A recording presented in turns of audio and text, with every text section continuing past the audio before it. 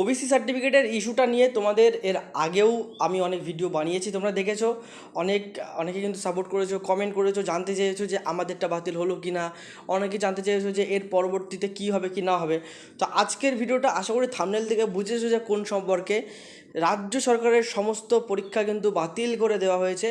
একদম সরকারিভাবে যে তথ্যটা জানানো হয়েছে, যেটা কিন্তু আমাদের বিভিন্ন খবরের কাগজে কিন্তু দিয়েছে। তো সেই অংশ তোমাদের কাছে আমি জানাবো আজকে কি বলেছে, এবং সত্যি কি পরীক্ষা হবে না, পরীক্ষা কতদিন পর্যন্ত বাদ থাকবে, ওবিসি লিস্টে বাতিল লিস্টে যাদের নাম ছিল তাদের কী হবে, নাকি সমস্ত ওবিসি সব বাতিল হয়ে যাবে, আজকের ভিডিওতে কিন্তু স্পষ্ট করে জানাবো।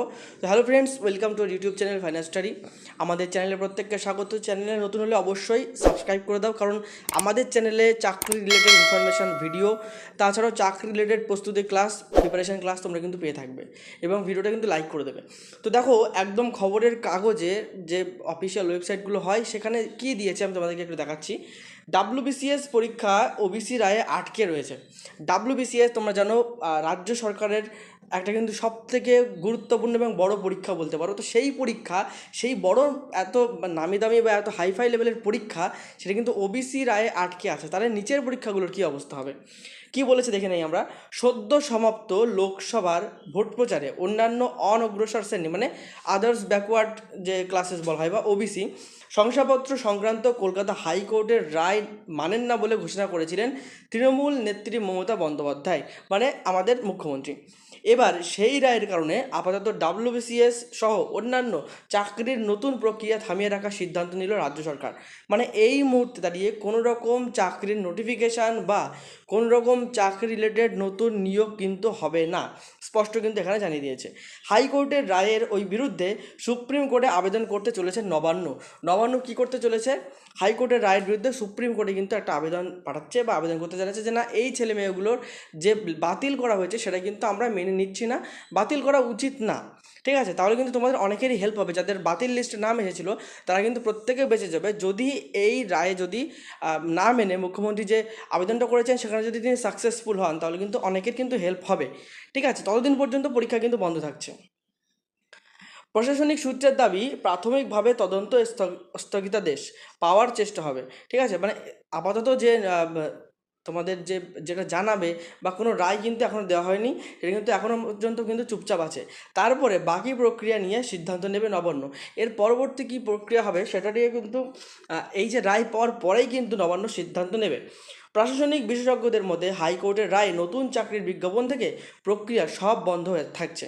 নতুন চাকরির বিজ্ঞাপন থেকে যে প্রক্রিয়া, মানে যে প্রসেস বা প্রসিডিওরগুলো থাকে নোটিফিকেশান বের করার, বা তোমরা জানো সামনে প্রচুর কিন্তু রাজ্য সরকারের পরীক্ষা আছে, সেই সবগুলো কিন্তু বন্ধ থাকছে। যেরকম আমরা এই যে এখানে ডাব্লিউবিসিএস পরীক্ষা কিন্তু আটকে থাকছে। তাছাড়া কি আছে, সামনে ক্লার্কশিপ পরীক্ষা আছে। ঠিক আছে, তাছাড়াও পশ্চিমবঙ্গ সরকারের পক্ষ থেকে যে পরীক্ষাগুলো হয়, যেরকম ডাব্লিউবিপি, কেপি, সব কিন্তু আপাতত কিন্তু স্থগিত হয়ে আছে। ঠিক আছে, এখনও কিন্তু নিশ্চয়তা নেই যে কী হবে কি না হবে বা নতুনভাবে কী জানানো হচ্ছে।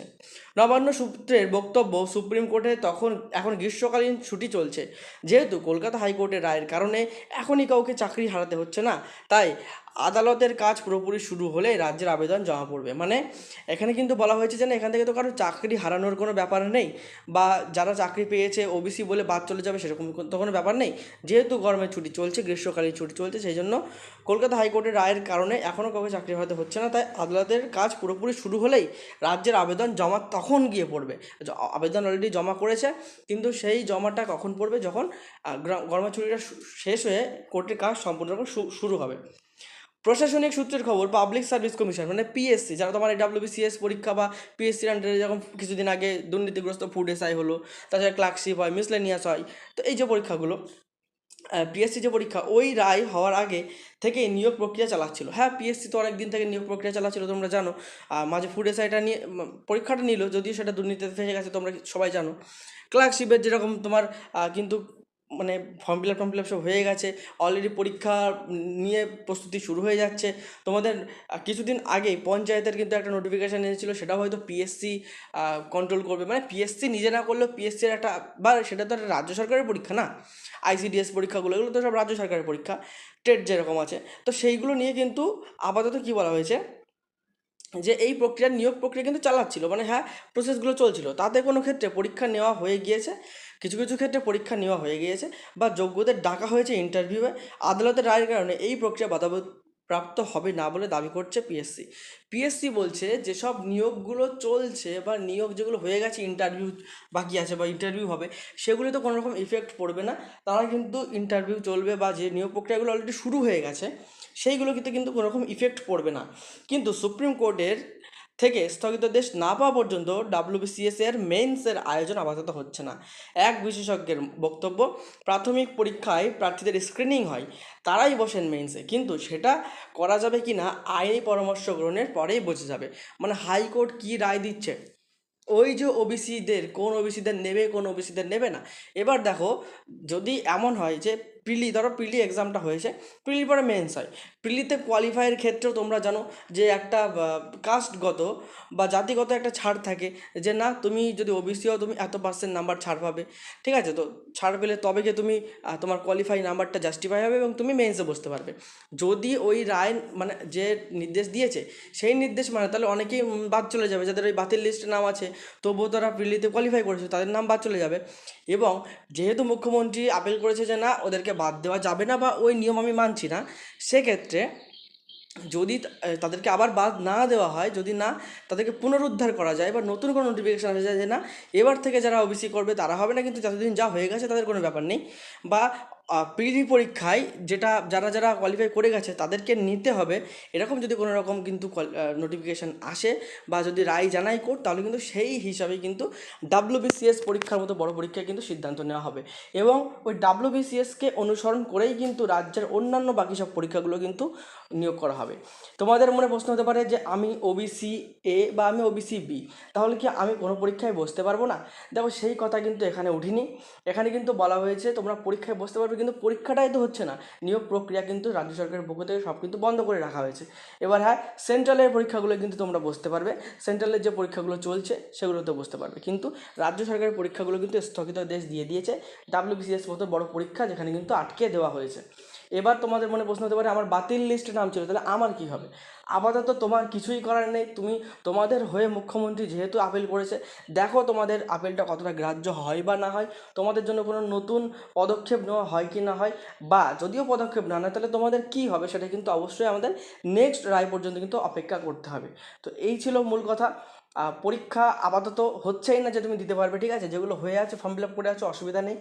আর যে ক্ষেত্রে তোমরা বলছো যে ওবিসি লিস্টে নাম আছে কি নাম নেই, তাদেরও বলছি চিন্তার কারণে তোমরা অপেক্ষা করো।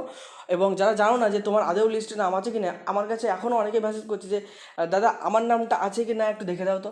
তোমাদের সামনে সম্পূর্ণ লিস্ট দিয়েছি, আমাদের টেলিগ্রামে তোমাদের সেই লিস্টও দেওয়া আছে, তোমরা ডিসক্রিপশন থেকে টেলিগ্রাম জয়েন করে সেই লিস্টটা নিজে চেক করতে পারো, অথবা আমাদের যে আগের ভিডিওগুলো আছে সেই ভিডিওতে আমি সম্পূর্ণ পড়ে পড়ে 1 by 1 তোমাদের বলেছি যে কারা তোমাদের নাম আছে। তাদের ভিতরে তোমার নাম থাকলে তুমি আছো, তার ভিতরে তোমার যদি সাবকাস্টের নাম না থাকে তাহলে তুমি নেই। ঠিক আছে, আশা করি পুরোটা বোঝাতে পারলাম। তো আপাতত এই এত বড় একটা পরীক্ষা যেখানে কিন্তু পিছিয়ে দিল, মানে কিন্তু একটা চিন্তার ভার কোথাও না কোথাও কিন্তু চলে আসছে। এবার যদি পরবর্তী কোর্টের রায় কী দিচ্ছে, নোটিফিকেশান কী দিচ্ছে, সেটা নিয়ে কিন্তু আমরা থাকবো, আমরা অপেক্ষায় থাকবো, তোমাদেরকে অবশ্যই জানাবো। এবং আমরা প্রত্যেকে আশাবাদী থাকবো যে না, যেন রাজ্যের প্রত্যেকটা ছেলেমেয়ে যাতে ভালোভাবে সুস্থভাবে পরীক্ষা দিতে পারে। ওবিসি লিস্টের থেকে যাদের বাদ দিয়ে গিয়েছে, আশা করব তারাও যেন আহ, একটা ভালো কোনো অনুমোদন এখান থেকে পায়, বা এখান থেকে ভালো একটা রায় যাতে তাদের পক্ষে আসে, যারা কিন্তু তার জন্য কোনো এসব নিয়ে সাফার করতে না হয়, তার জন্য ভালোভাবে কিন্তু পরীক্ষা দিতে পারে, এই নিয়ে কিন্তু আমরা আশাবাদী থাকবো। তো আজকের ভিডিওটা এই পর্যন্ত ছিল, ভিডিওটা শেয়ার করে দাও প্রত্যেকের কাছে, আর প্রত্যেকের জানা উচিত। এবং নোটিফিকেশান আসতে হয়তো দেরি হবে, তবে তোমাদের প্রিপারেশান কিন্তু বন্ধ রাখবে না, কারণ যে পরীক্ষা যে মাসে নেওয়ার কথা ওরা কিন্তু সেই মাসেই নেবে। হতে পারে নোটিফিকেশান দেরি করে আসছে, ফর্ম ফিল আপ দেরি করে হবে, সুতরাং প্রস্তুতি কিন্তু তোমরা একদম স্লো করবে না। আমাদের বিভিন্ন রকম ব্যাচ কিন্তু চলছে, আমাদের যে কোনো ব্যাচে যোগাযোগ করতে কিন্তু নিচে যে নাম্বারটা দেখতে পাচ্ছ নাম্বার যোগাযোগ করতে পারো, 50% ফ্ল্যাট ডিসকাউন্ট তোমরা কিন্তু পেয়ে যাবে। দেখা হবে কোনো পরবর্তী ভিডিও কোনো নতুন টপিক নিয়ে, ততক্ষণ পর্যন্ত সুস্থ থেকো, ভালো থেকো, পড়াশোনা করতে থাকো। জয় হিন্দ, জয় ভারত।